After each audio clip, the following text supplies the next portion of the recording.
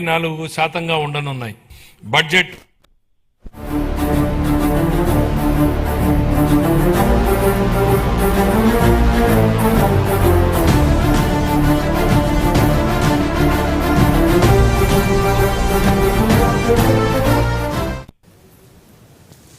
మంచిర్యాల జిల్లా బెల్లంపల్లి మున్సిపాలిటీలో రాజకీయం ఒక్కసారిగా వేడెక్కింది. మున్సిపల్ పీఠం కైవసం చేసుకునేందుకు కాంగ్రెస్, బీఆర్ఎస్ పార్టీలు హోరాహోరీగా తలపడుతున్నాయి.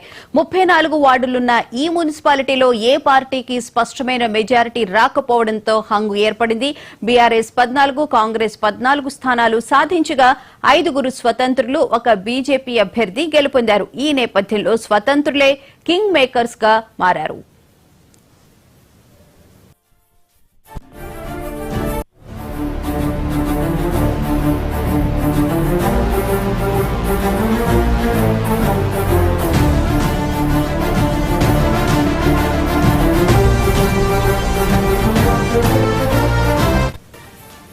తాజాగా జరిగిన పరిణామాల్లో 3 కౌన్సిలర్లు బీఆర్ఎస్ వర్కింగ్ ప్రెసిడెంట్ కేటీఆర్ సమక్షంలో ఆ పార్టీలో చేరారు.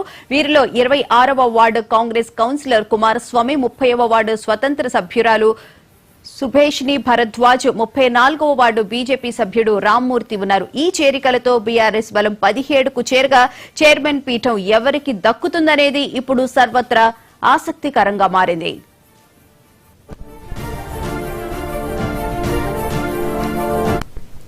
మంచిర్యాల జిల్లా బెల్లంపల్లి మున్సిపాలిటీలో రాజకీయం ఒక్కసారిగా వేడెక్కింది.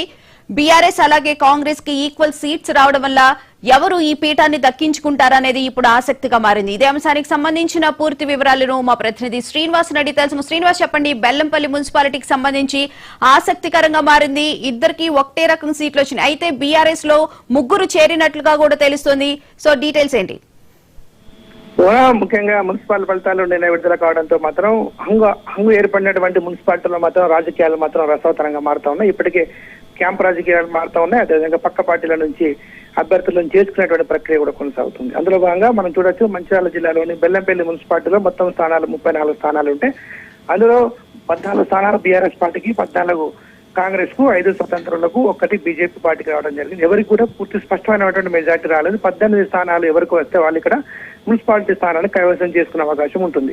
ఇక్కడ ఎవరికి కూడా 18 స్థానాలు రాకపోవడంతో 5 స్వతంత్రుల పైన ఇటు బీఆర్ఎస్ అటు కాంగ్రెస్ పార్టీ ఇక్కడ ప్రయత్నాలు చేయడం మొదలు పెట్టడం జరిగింది. అందులో భాగంగా 5 స్వతంత్రుల్లో ఈ రోజు మనం చూసినట్లయితే బీఆర్ఎస్ పార్టీ ఇప్పటికే 14 మంది వార్డు సభ్యులతోటి వాళ్ళు క్యాంప్ రాజకీయం చేస్తున్నారు. అందులోకి ఒక స్వతంత్ర అభ్యర్థిని, అదేవిధంగా కాంగ్రెస్ నుంచి 2 అభ్యర్థులను కూడా వీళ్ళు తమ వైపు తిప్పుకునే ప్రయత్నం చేయడం జరిగింది. ఒకరికి చైర్మన్ ఇస్తామని చెప్పేసి వాళ్ళిద్దరిని అయితే ఈ రోజు బీఆర్ఎస్ వర్కింగ్ ప్రెసిడెంట్ కేటీఆర్ సమక్షంలో ఒక్కరికైతే కంట్రోల్ కప్పడం జరిగింది. ఒకరు కాంగ్రెస్ అభ్యర్థికి, అదేవిధంగా మరో స్వతంత్ర అభ్యర్థికి ఈ రోజు వీళ్ళు కంట్రోల్ కప్పడం జరిగింది. దీంతో 14 + 2 16 స్థానాలు ప్రస్తుతానికి బీఆర్ఎస్ కోటాలోకి వెళ్ళిపోవడం జరిగింది. మరో కాంగ్రెస్ వ్యక్తికి చైర్మన్ ఇస్తా అంటే తనకు అనుకూలంగా ఉంటాడని చెప్పేసి ఒక బీజేపీ అభ్యర్థి సభ్యుడు మాత్రం తాను వైస్ చైర్మన్ ఇస్తే కూడా తనకు మద్దతు తెలుపుతానని చెప్తారు. చూడాలి మరి ఎక్సాఫిషియల్ ఓట్లు కూడా కాంగ్రెస్ పార్టీకి ఉంటాయి. కాంగ్రెస్ కూడా ఇతర స్వతంత్ర అభ్యర్థులను తన వైపు తిప్పుకునే ప్రయత్నం చేస్తా ఉంది. Thank you Srinivas.